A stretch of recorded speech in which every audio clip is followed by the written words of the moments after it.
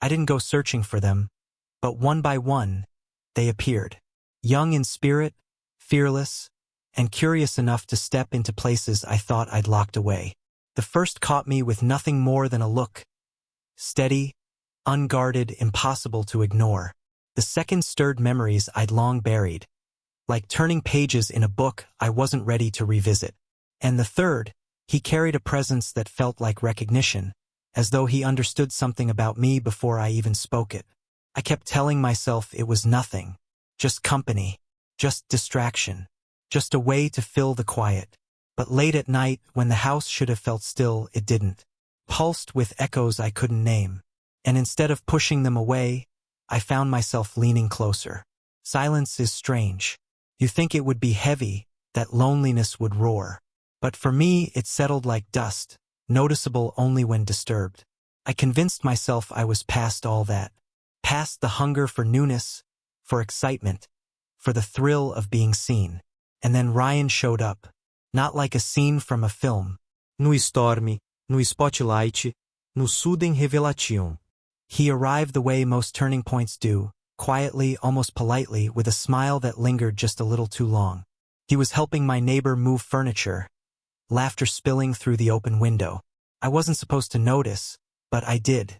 And what should have been nothing more than a passing glimpse stayed with me longer than I expected. A week later, he knocked on my door, said he remembered me, said he was looking for a little work, asked if I needed help. His tone was easy, unpracticed, but there was something beneath it, something that caught me off guard. I said yes, not because I needed the help, but because I was curious. Curious about the way his presence might shift the air in my home. Curious about what it would feel like to let life spill back into these quiet rooms. That's how it began. It wasn't dramatic. It wasn't reckless.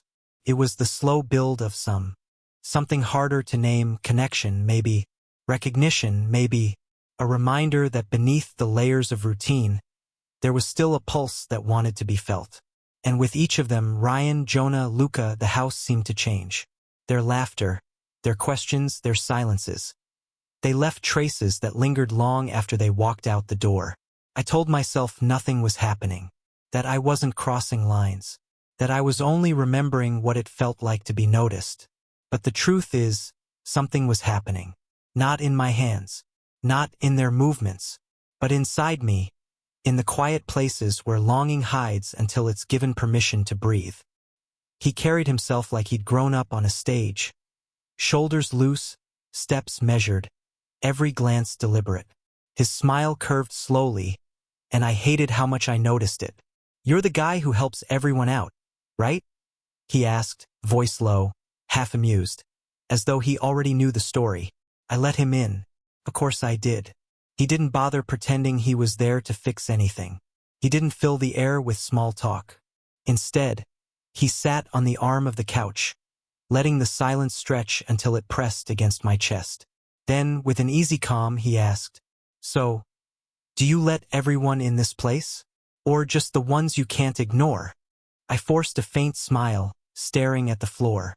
"Only the well-behaved ones." His laugh was low, warm, unsettling. The way he looked at me wasn't playful, and it wasn't the cautious admiration I'd seen before. It was steadier, sharper, like he was studying me, stripping away excuses I hadn't spoken aloud. Then, casually, as though it cost him nothing, he said, "Which one do you think about most?" The question landed heavier than it should have.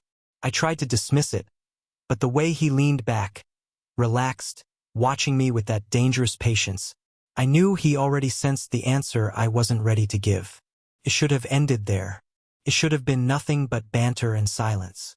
But when he stood to leave, he paused a step too close, close enough that his presence felt like a weight against my skin.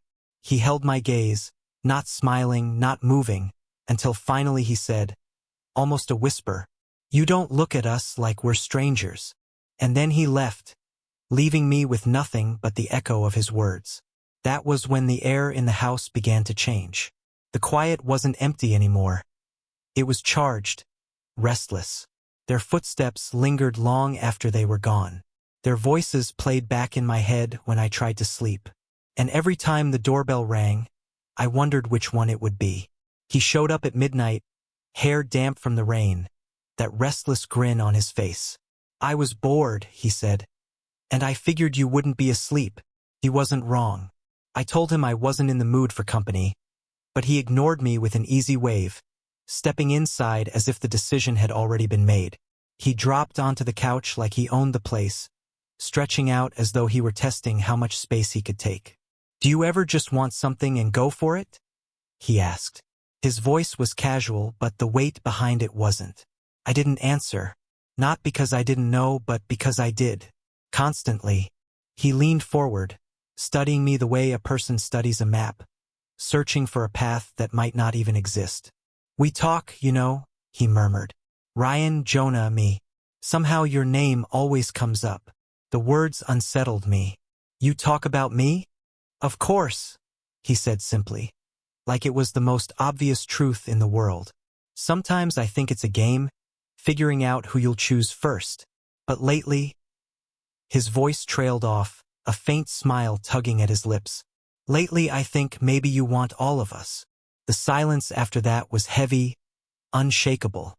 He didn't fill it, neither did I. When he finally stood, he lingered a little too close, the air shifting between us. "I'd stay if you asked," he whispered, "but I won't beg."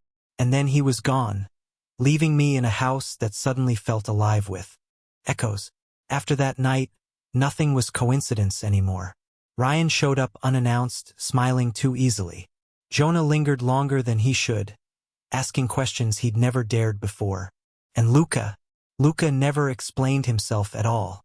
He simply appeared, each visit tightening the pressure in the air until even silence felt like confession. It was a kind of waiting, not for words, not for explanations, but for the moment when pretending would no longer be possible. Something heavier than desire filled the room, something that pressed into me with the weight of recognition. It was terrifying and tender at once, as if I were being seen for the first time in years, and undone by it. When the silence finally settled, it wasn't empty. It was warm, steady, filled with breath and heartbeat, with closeness that lingered long after words had failed. They stayed beside me. Ryan's hand tangled gently with mine. Jonah sat watchful at the edge of the bed, and Luca leaned against me, his body slack with sleep, a faint smile still on his lips. I should have felt guilt, but I didn't. What I felt was claimed. Not owned, not trapped, but chosen, again and again, by three people who each carried their own way of seeing me. That was the dangerous part. Once you've tasted what it's like to be at the center of something raw and unguarded, it changes you. You begin to crave not just the touch, but the way their eyes told you that you mattered. That night wasn't about conquest. It wasn't about lust. It was about being remembered, being pulled back from silence and treated as something worth holding. The house became a chapel, the air heavy with confession. We didn't need to explain what had happened.